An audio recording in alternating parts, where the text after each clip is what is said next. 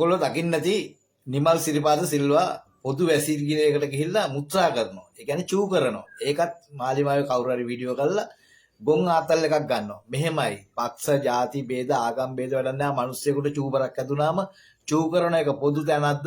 ඒ මිනිහා ගහකට සර මුසල චූ කළේ නැහනේ.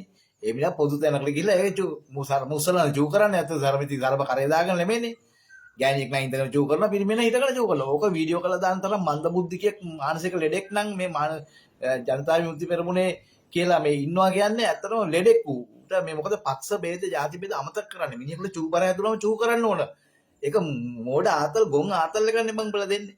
ඒකට කුණුහරුප ලියනවා. ඒ මිනිහට නෙමෙයි බං අපිට චූ බරක් ඇදුනොත් අපිත් කොහේ හරි ගිහලා දාන්න ඕනේ ඒක. ඒක අනිවාර්යෙන් ඒක මිනිස්යන්ගේ අවශ්‍යතාවයක්. ඒකට hina වෙන්න එපා. ಜಾති ભેද ආගම් ભેද පක්ෂ ભેද අදින්න එපා. ඒ වගේ දේවල් වලට කැතයි. මොකද මාලිමාව කියන්නේ රෙස්පෙක්ට් පාලනයක්